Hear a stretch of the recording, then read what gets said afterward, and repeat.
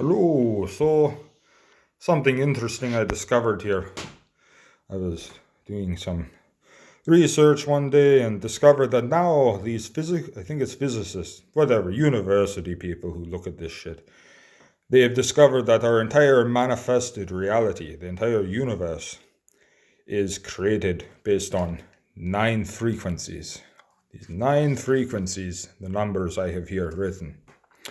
So I thought that was very interesting because in our uh, Germanic belief system, we say our entire manifested reality is created by the vibrations of the runes.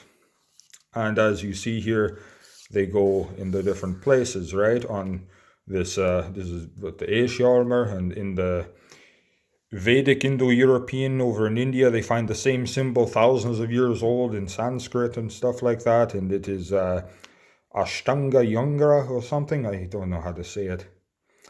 I will try and put it in the description if I find out how to spell it. But anyway, and you know, Iceland and North India, you can't really get much farther apart from each other than that. And but anyway, so it's a very old symbol. It dates back a long time. I do not believe in the modern European, Indo-European migration theory. I believe that, yeah, 7,000 years ago or so, the people from the Russian steppes in Eastern Europe migrated into India and all those places. That part I believe. But the part that they migrated into Europe, I do not believe. I believe that, you know how now they try and preach this, there's pre-Indo-European Europeans? That's bullshit. I believe all of Europe was always all Indo-European people. Always. There was no invasion from the Russian steppes into Europe at the same time when the Russian steppes, Indo-European tribes went into India. I believe all of Europe up to the Russian steppes was always, since, 50,000 years ago, always Indo-Europeans. And then we were separated when it would get colder, then, the Alps became ice sheet, different ice sheets would melt and come. And whenever the ice sheets would come back, it would separate the different Indo-European tribes for thousands of years. And then we developed our different vibrations, or, Germanic or Celtic, and because we were separated by ice sheets for thousands of years. And that's what separated us from being Indo-Europeans to Germanics and Slavics and all this and that, because we were alone with certain types of people, and then we developed our own blood types, our own blood vibrations, and that type of thing. And then anyway, and then about 7,000 years ago or so, then the ones who were in the far east of Europe, they went into Iran and India and all that, and brought all this with them from Europe.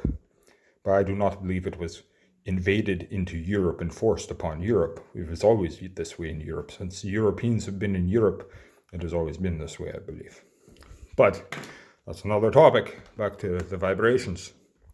So the reason why Hinduism exists is because now all these white people, the Indo-Europeans who moved to all these places like Iran and all that, they've been outbred. They've been mixed with the southern Indians and that.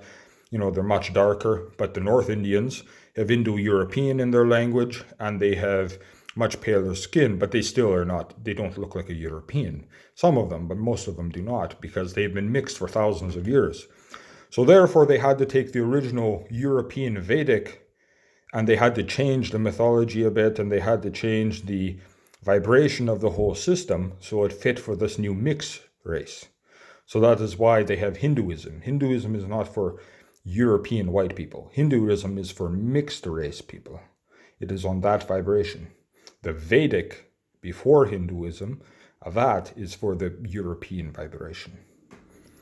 But so these vibrations manifest our entire reality.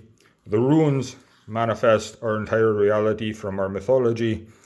And, so I just thought that's pretty interesting. And also, the world standard tuning, which is negative for the minds, the three minds, was created by who? The Rockefeller family. And when did they create this? The year World War II broke out, 1939. The Rockefeller Institution made the world standard tuning 440 Hz, which is negative effects on the three minds. It disconnects your three minds. So every time you listen to the television or the radio or anything that is tuned, you are doing yourself a disservice spiritually with your three mind connection. And they did this the year World War II broke out, which is interesting because what was the National Socialist movement about? Returning Europe to the old ways, going back to the old ways.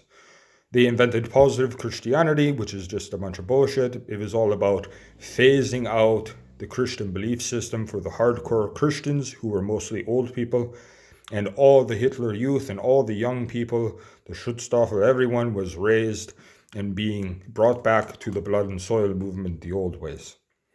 So the future was blood and soil, going back to the old ways, and positive Christianity was for the old diehard Christians. And when they died of old age or died in the war, whatever, as they died off in time, all the new young Germanic people were going to be raised in the blood and soil movement the old ways.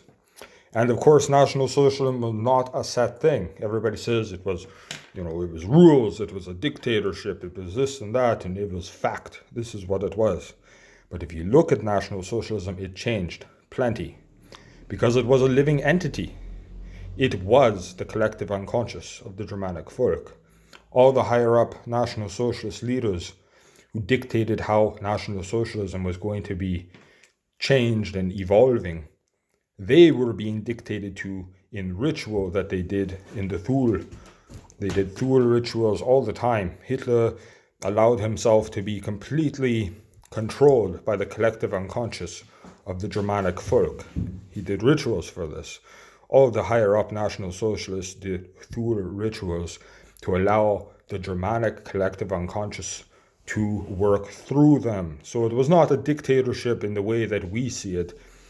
It was a dictatorship from the collective unconscious of the soul, which is why it changed throughout the years. From the early years to the end, it continuously changed as the Germanic collective unconscious was changing. So if the war not broke out and we had been left to our own, it would have been much healthier changes throughout time.